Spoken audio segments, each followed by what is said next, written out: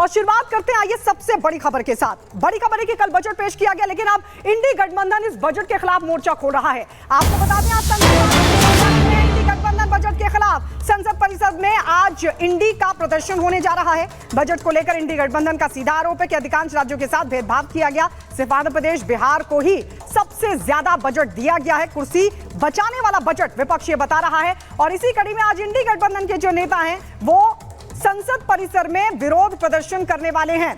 Budget को लेकर इंडी गठबंधन ने सीधा आरोप लगा दिया है। कहा है कि निर्मला सीतारमण ने जो बजट पेश किया है वो कुर्सी बचाओ बजट है। इसके अलावा उन्होंने कहा कि अधिकांश राज्यों के साथ भेदभाव किया गया है।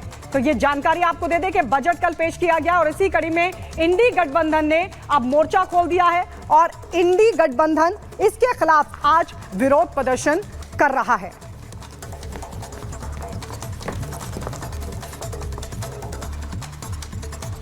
तो आपको बता दें, कल वित्त मंत्री निर्मला सीतारमण की तरफ से बजट पेश किया गया, लेकिन इस बजट के खिलाफ अब इंडी गठबंधन ने मोर्चा खोल दिया है। सरकार इसे कल्याणकारी बजट बता रही है, तो वहीं इंडी गठबंधन इसे कुर्सी बचाओ बजट बोल रहा है।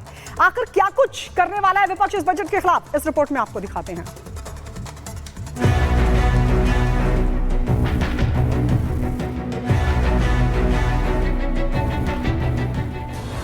पीएम मोदी के तीसरे कार्यकाल का पहला बजट मंगलवार को पेश हुआ तो पूरे देश से मंगल कामनाएं आई। किसानों और मिडिल क्लास ने जहां बजट को लेकर खुशी जताई, तो वहीं बिहार और आंध्र प्रदेश जैसे राज्यों के मुखिया ने बजट की खुलकर तारीफ भी की। राज्य का दर्जा कह रहे थे और अगर विशेष राज्य का दर्जा बहुत उनका था कि पहले से बंद कर दिया गया है इसके, तो उसके चलते एक सहायता के लिए बिहार के विकास के लिए मदद होना चाहिए बिहार को, तो वो तो करना शुरू कर दिया। हालांकि बिहार को अपना बहुप्रतीक्षित हिस्सा मिलने से जहां सीएम नीतीश कुमार गदगद नजर आए, तो वहीं कुछ चीजों की कीमतें भी बढ़ी। लेकिन मुख्य तौर पर बजट को देखें तो मोदी सरकार ने इस बजट में मोटे तौर पर शिक्षा से लेकर हर जरूरी चीजों पर फोकस किया।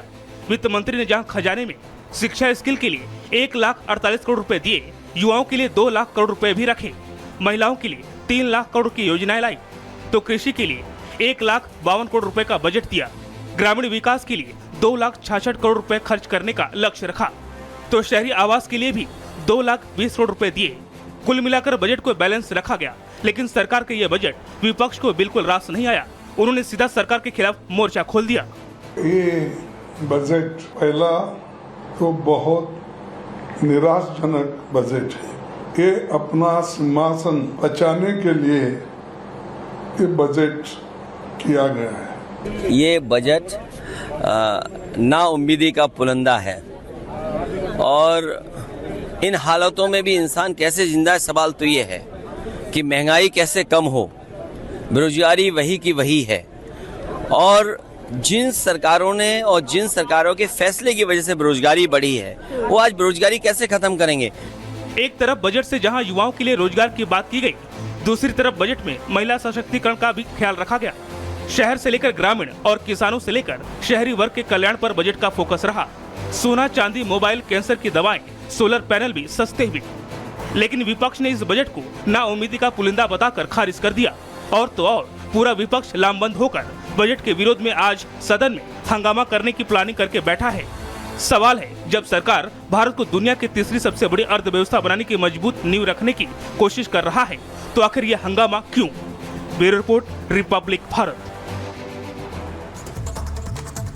और अब इस वक्त की बड़ी खबर कि शंभू बॉर्डर खुलेगा या फिर नहीं, आज हो जाएगा फैसला, क्योंकि सुप्रीम कोर्ट में हरियाणा सरकार की अर्जी पर आज सुनवाई होने वाली है। हाईकोर्ट के फैसले को हरियाणा सरकार ने चुनौती दी है और इस पर आज सुप्रीम कोर्ट पूरे मामले पर सुनवाई करेगा और यह तय होगा कि क्या शंभू बॉर्डर खुलेगा या फिर नहीं। शंभू बॉर्डर पर सुप्रीम कोर्ट में आज सुनवाई होने वाली है। यह बड़ी खबर आपको बता दें, शंभू बॉर्डर पर हरियाणा सरकार ने अर्जी दाखिल की है और इस अर्जी पर आज सुप्रीम कोर्ट सुनवाई करेगा। हाईकोर्ट ने जो भी फैसला दिया था उसको लेकर असल में सुप्रीम कोर्ट का दरवाजा हरियाणा सरकार ने खटखटाया और इसी कड़ी में सुप्रीम कोर्ट आज इस पूरे मामले को लेकर सुनवाई करेगा, तय करेगा शंभू बॉर्डर खुलेगा या फिर नहीं। आइए इसी पर रिपोर्ट आपको दिखाते हैं।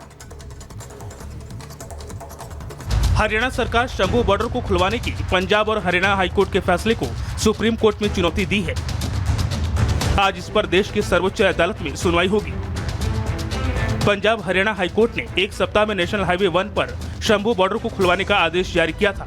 इस आदेश की मियाद आज पूरी हो रही है। कानून व्यवस्था का हवाला देते हुए हरियाणा सरकार ने इस आदेश को सुप्रीम कोर्ट में चुनौती दी है। उधर किसान इस बात पर अड़े हैं कि बॉर्डर खुलते ही वो सीधे दिल्ली की ओर कूच करेंगे।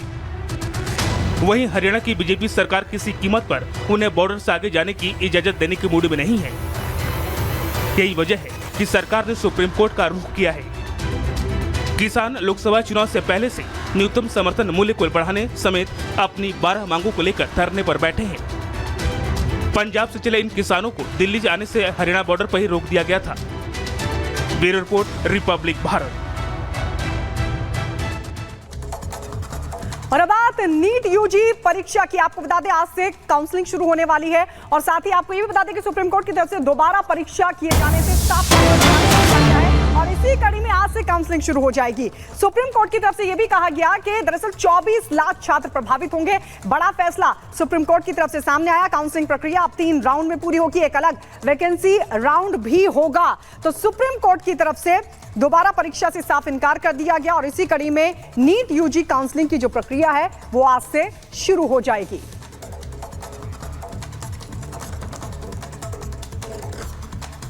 सुप्रीम कोर्ट ने साफ कह दिया है कि जो नीट परीक्षा है वो फिर से नहीं कराई जाएगी, दोबारा परीक्षा नहीं होगी। सुप्रीम कोर्ट ने उन सभी पिटीशंस को भी खारिज कर दिया जिसमें नीट का एग्जाम दोबारा कराने की मांग की गई थी।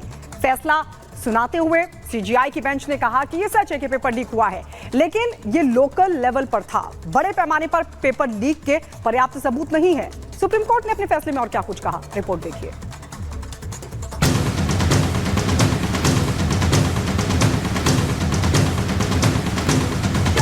नीट पेपर लीक पर छिड़े घमासान पर अब सुप्रीम कोर्ट ने विराम लगा दिया है। सुप्रीम कोर्ट ने साफ किया है कि पूरी परीक्षा में गड़बड़ी के पर्याप्त सबूत नहीं मिले।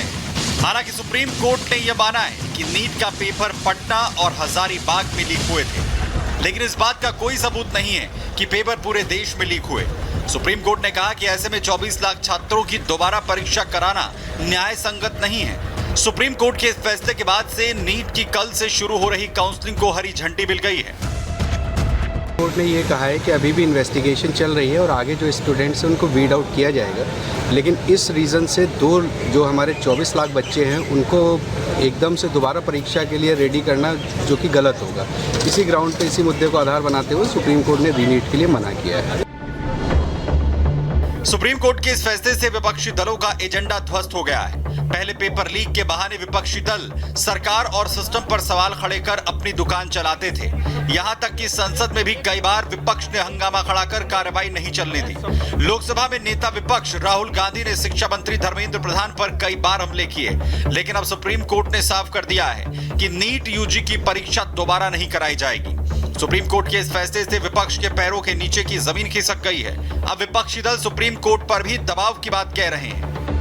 आखिरी आशा का किरण सुप्रीम कोर्ट था, अगर वो किरण भी हमें कोई दिशा नहीं दे रहा है तो हम कहाँ जाएंगे? क्या दबाव है क्या कोर्ट के ऊपर? अभी तो सिर्फ मैं इतना कह सकता हूँ कि एक बार अगर परीक्षाओं के पेपर लीक की बात आ गई है तो पवित्रता कहाँ रह गई? पवित्रता तो नष्ट हो गई। परंतु पूरा पढ़ने के बाद ही मैं इस पर अपनी प्रतिक्रिया दूंगा, कांग्रेस अपनी प्रतिक्रिया देगी।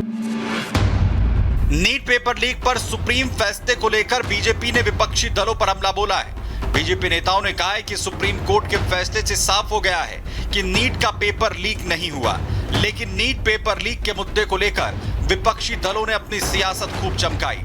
अब जब उनका एजेंडा एक्सपोज हो गया है तो वहीं सुप्रीम कोर्ट पर भी सवाल उठा रहे हैं। ये सारे एग्जामिनेशन को